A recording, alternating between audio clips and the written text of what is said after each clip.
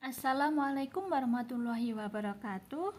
Saya dari kelompok 1 bab 12 akan mempresentasikan metodologi penelitian atau UKM dengan tema instrumen dan teknik pengumpulan data dengan dosen pengampu Dr. Juni Iswanto. A. Instrumen penelitian. 1. Pengertian.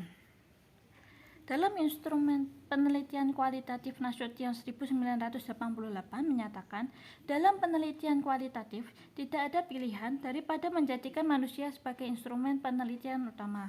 Alasannya ialah segala sesuatu belum mempunyai bentuk yang pasti. Masalah, fokus penelitian, prosedur penelitian, hipotesis yang digunakan, bahkan hasil yang diharapkan, itu semuanya tidak dapat ditentukan secara pasti dan jelas sebelumnya. Segala sesuatu masih perlu dikembangkan sepanjang penelitian itu. Dalam keadaan yang serba tidak pasti, tidak ada pilihan lain dan hanya peneliti itu sendiri sebagai alat satu-satunya yang dapat mencapainya. 2. Jenis-jenis instrumen. Instrumen penelitian dapat berupa instrumen pengumpulan data baku yang telah tersedia maupun instrumen data yang dikembangkan sendiri oleh peneliti. Untuk dapat mengembangkan instrumen, peneliti perlu memahami jenis-jenis instrumen.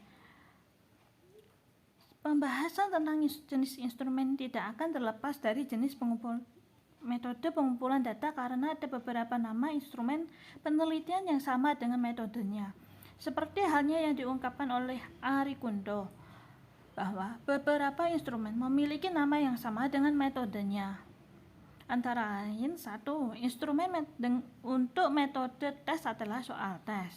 2. Instrumen untuk metode observasi adalah pedoman observasi atau panduan pengamatan dan juga checklist. 3. Instrumen untuk metode dokumentasi adalah pedoman dokumentasi atau checklist. Instrumen penelitian dapat dikelompokkan menjadi dua, yaitu tes dan non-tes.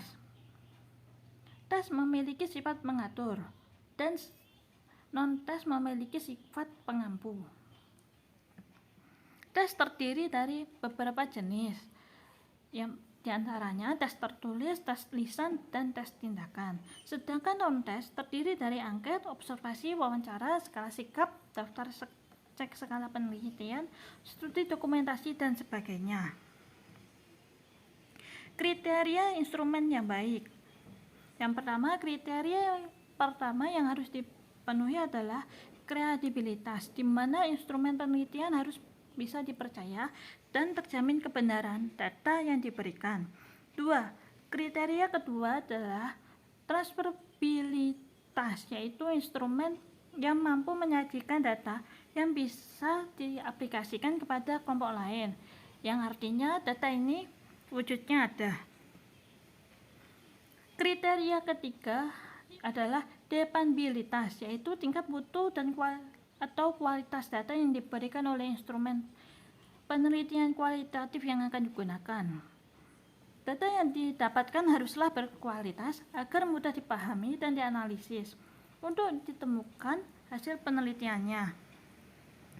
Terakhir, konfirmabilitas, artinya data dari instrumen penelitian bisa dikonfirmasi. Misalnya kebenarannya dapat dilacak. B. Teknik pengumpulan data. 1. Pengertian. Teknik pengumpulan data merupakan langkah yang paling strategis dalam penelitian, karena tujuan utama dari penelitian adalah untuk mendapatkan data. Pengumpulan data dapat dilakukan dengan berbagai setting, berbagai sumber, dan berbagai cara. Bila dilihat dari settingnya, data dapat dikumpulkan pada setting alamiah, pada laboratorium, metode eksperimen, di rumah dengan berbagai responden, pada suatu seminar, diskusi, di jalan, dan lain-lain. Bila dilihat dari sumber datanya, maka pengumpulan data dapat menggunakan sumber primer dan sekunder. Sumber primer merupakan sumber data yang langsung memberikan data kepada pengumpul data, dan sumber sekunder merupakan sumber yang tidak langsung memberikan data kepada pengumpul data, misalnya lewat orang lain atau lewat dokumen. Bila dilihat dari segi cara atau teknik pengumpulan data, maka pengumpulan data dapat dilakukan dengan observasi, interview, kuesioner, dokumentasi, dan gabungan keempatnya. Observasi. Macam-macam observasi. 1. Observasi partisipatif. Dalam observasi ini, peneliti terlibat dengan kegiatan sehari-hari yang orang yang sedang diamati atau yang digunakan sebagai sumber data penelitian.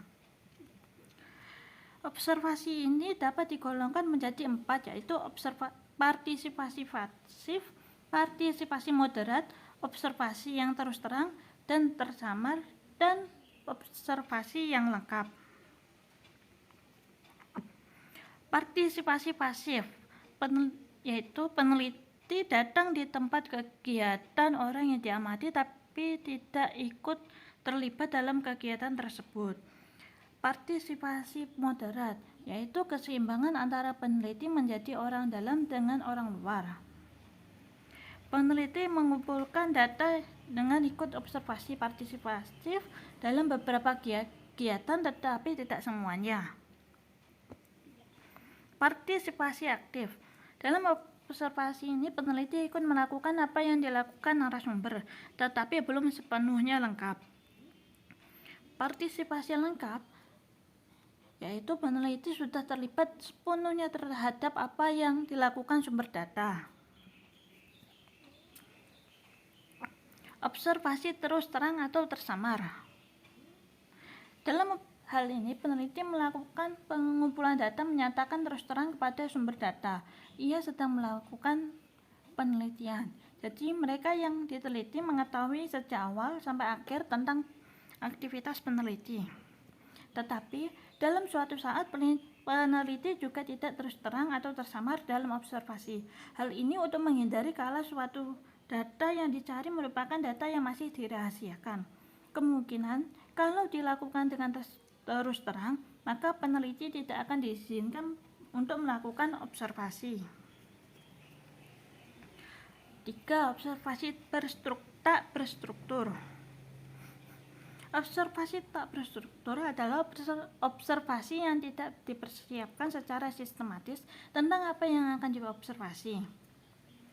Hal ini dilakukan karena peneliti tidak tahu secara pasti tentang apa yang akan diamati. B. Manfaat observasi. Menurut Nasution dan Naspat tahun 1998, dinyatakan bahwa manfaat observasi adalah 1. Dengan observasi di lapangan, peneliti akan lebih mampu memahami konteks data dalam keseluruhan situasi sosial, jadi akan dapat diperoleh pandangan yang holistik atau menyeluruh.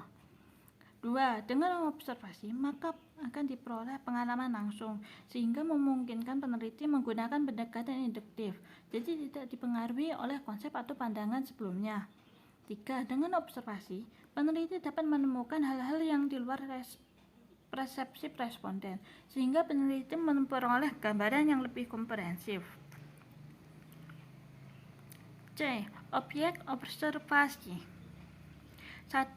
Place atau tempat, di mana interaksi dalam situasi sosial sedang berlangsung. 2.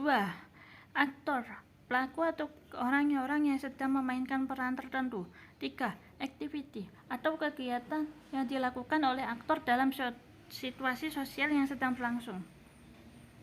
3 elemen tersebut dapat diperluas sehingga apa yang kita amati adalah 1. Space atau ruang. 2. Aktor, semua orang yang terlibat dalam situasi sosial. 3. Activity atau kegiatan yang dilakukan orang. 4. Objek atau benda yang terdapat di tempat itu. 5. Act atau perbuatan atau kegiatan tindakan-tindakan tertentu. 6. Event, yaitu rangkaian aktivitas yang dikerjakan. 7. Time, urutan kejadian. 8. Goal atau tujuan yang ingin dicapai orang. 9. Feeling, emosi yang dirasakan dan diekspresikan oleh orang. D. Tahapan observasi. 1. Observasi deskripsi. Pada tahap ini peneliti belum membawa masalah yang akan diteliti, maka peneliti melakukan penjelajahan umum dan menyeluruh, melakukan deskripsi terhadap apa yang dilihat, didengar, dan dirasakan. Observasi tahap ini disebut sebagai Grand Tour Observation, dan peneliti belum menghasilkan kesimpulan pertama. 2. Observasi terfokus. Pada tahap ini peneliti sudah melakukan mini tour observation, yaitu suatu observasi yang telah dipersempit untuk difokuskan pada suatu aspek tertentu. Aspek ini juga dinamakan observasi terfokus karena pada tahap ini peneliti melakukan analisis taksonomi sehingga dapat menemukan fokus. 3. Observasi terseleksi. Pada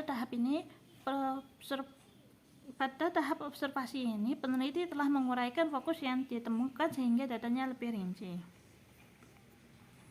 3. Wawancara. Macam-macam wawancara. 1. Wawancara terstruktur. Peneliti atau pengumpulan data telah mengetahui dengan pasti tentang informasi apa yang akan diperoleh. Oleh karena itu, pengumpul data telah menyiapkan instrumen penelitian berupa pertanyaan-pertanyaan tertulis yang alternatif jawabannya pun telah disiapkan. 2. Wawancara semi struktur. Jenis wawancara ini sudah termasuk dalam kategori in-depth interview, di mana dalam pelaksanaannya lebih bebas bila dibandingkan dengan wawancara terstruktur. Tujuan dari wawancara ini adalah untuk menemukan permasalahan secara lebih terbuka, di mana pihak yang diajak wawancara diminta pendapat dan ide-idenya. 3. Wawancara tak berstruktur. Wawancara tak berstruktur adalah wawancara yang bebas di mana peneliti tidak menggunakan pedoman wawancara yang telah tersusun. Pedoman wawancara yang digunakan hanya berupa garis-garis besar permasalahan yang akan ditanyakan. B. Langkah-langkah wawancara. Menurut Lincoln dan Kuba, dalam Vanasiyah Faisal mengemukakan ada 7 langkah. Yang pertama, menetapkan kepada siapa wawancara itu akan digunakan. 2. Menyiapkan pokok-pokok permasalahan yang akan menjadi basis pembicaraan. 3. Mengawali atau membuka alur wawancara. 4. Melangsungkan alur wawancara.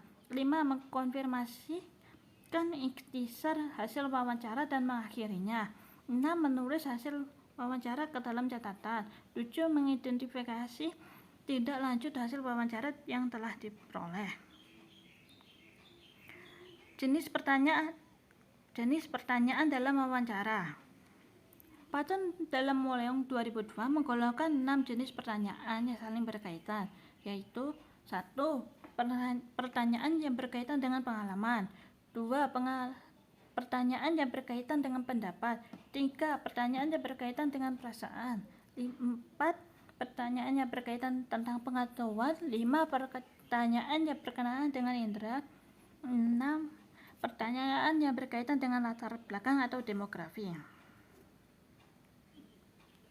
Selanjutnya, Kuba dan Lincoln dalam Woleong 2002 mengklasifikasikan jenis-jenis pertanyaan untuk wawancara sebagai berikut.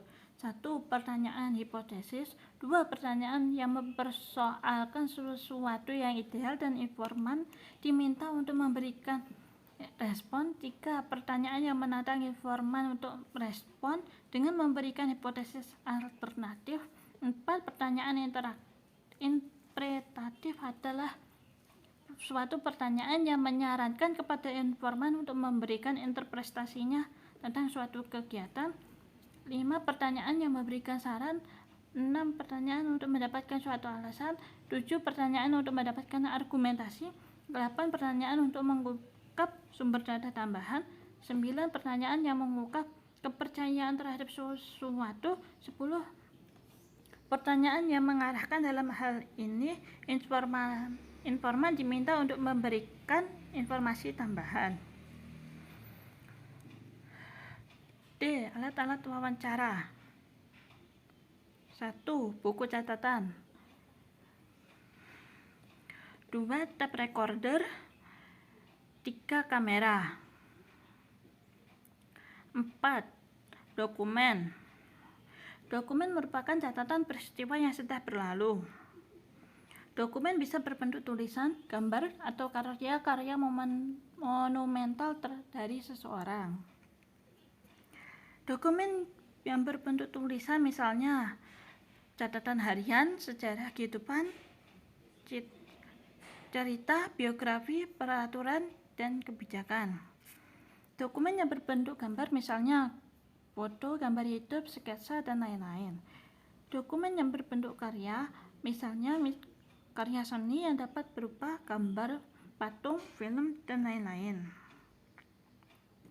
Studi dokumen merupakan pelengkap dari penggunaan metode observasi dan wawancara dalam penelitian kualitatif.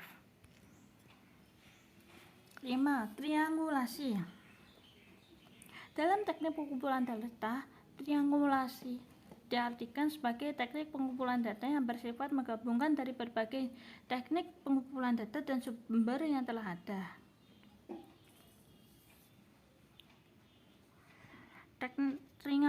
Triangulasi teknik berarti peneliti menggunakan teknik pengumpulan data yang berbeda-beda untuk mendapatkan data dari sumber yang bersama. Peneliti menggunakan observasi kualitatif, wawancara mendalam, dan dokumentasi untuk sumber data yang sama secara serempak. Triangulasi sumber berarti untuk mendapatkan dari sumber-sumber yang berbeda dengan teknik yang sama. Sekian dari saya, terima kasih.